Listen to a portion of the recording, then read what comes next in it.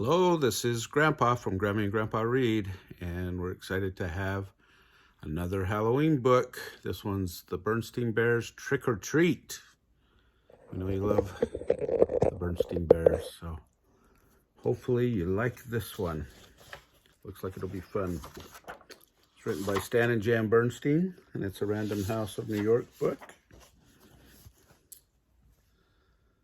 The sights and sounds of autumn were all around as Mama Bear pushed her shopping cart along the path that led to the Bear family's treehouse. The trees and shrubs were ablaze with color. Farmer Ben's pumpkins stood bright orange in the October sun. The crows cawed noisily as they searched for the stubble for bits of corn. Wild geese in great V formations honked high in the sky as they flew south. But the surest sign of the season was inside the tree house, hiding behind Papa Bear's easy chair. It was Brother Bear waiting to try out his Halloween costume on Mama. It wasn't Halloween yet, but Brother and Sister couldn't wait to try on their new costumes. Sister was going to be a beautiful ballerina. "Well, what do you think?" she asked, taking the third position. "Shh," said Brother. "Mama's coming." Brother had chosen to be a spooky monster on Halloween, and he had bought the spookiest monster mask he could find, and Mama made the rest of the costume. Kind of looks like a red dragon, huh?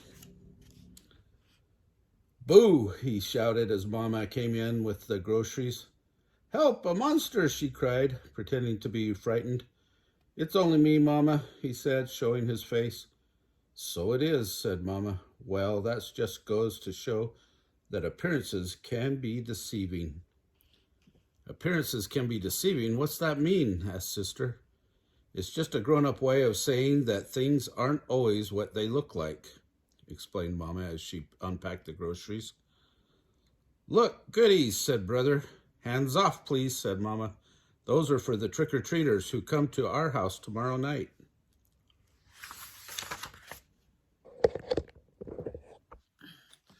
Brother and Sister were very excited about Halloween and a little nervous too. This was the first year they would be going trick-or-treating without a grown-up along to supervise. "I'm not so sure I like the idea of them going by themselves," said Papa as he carved the pumpkin he got from Farmer Ben.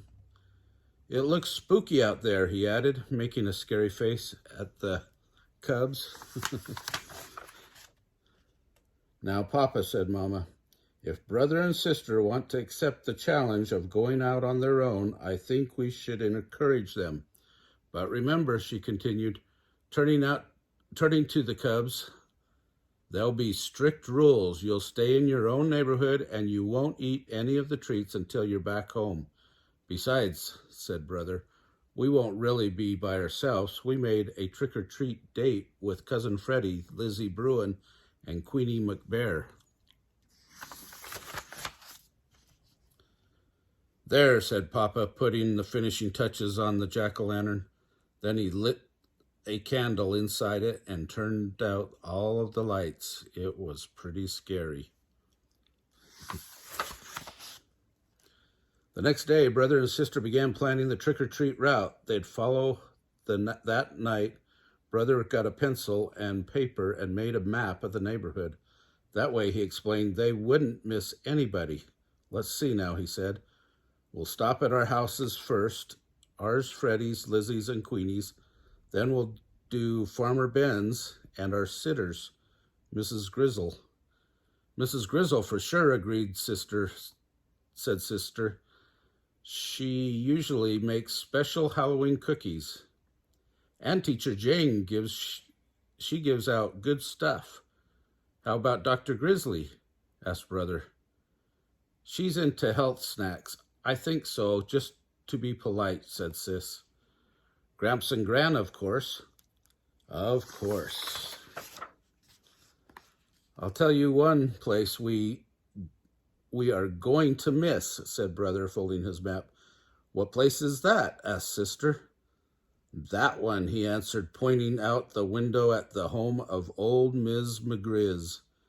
It was spooky, twisted old tree house in the thicket at the end of the crooked lane. We're definitely not going there, he added with a shiver. Why ever not? Asked Mama, who was listening. Why not? Said the cubs. Because she's a witch, that's why not. What utter nonsense, protested Mama. True, Ms. Mcgrizz is old and bent and rather forbidding looking, but I can assure you she's a perfectly nice person. But the cubs didn't believe her, not for a minute. They knew better. Everybody knew better, no doubt about it. Ms. Mcgrizz was a witch for sure. Just after dark, a pirate, a skeleton, and the wicked queen from Snow White came for brother and sister. They were Freddie, Lizzie, and Queenie, of course, and together they ventured out into the darkness with their trick-or-treat bags. Before they could get started collecting Halloween goodies, they were joined by some worrisome company. Too Tall Grizzly and his gang out for mischief. Too Tall didn't waste any time trying to get brother, sister, and their friends to go along with him and his gang. Come on, we'll show you goodies how to have some real Halloween fun, he said, pulling brother along with him. What sort of fun? Asked brother warily. Oh, you might say we're going to put the trick back in trick or treat, he said, chuckling. It was so dark that brother and the others didn't notice where they were heading. Hey, said sister, this is Crooked Lane. That's right, said Too Tall. We're going to play a few tricks on old Witch Mcgrizz.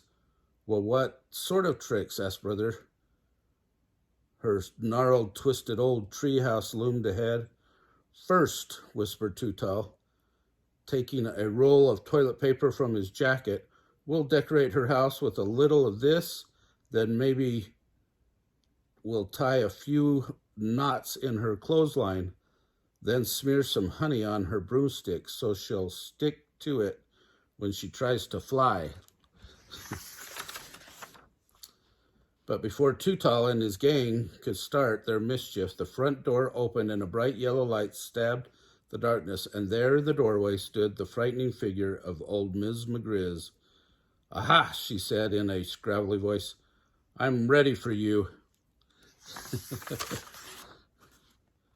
She then led the terrified cubs into a cozy living room. To their great surprise, there was a big tray of beautiful candy apples, all prepared for Halloween visitors. Mama was right, whispered sister to brother.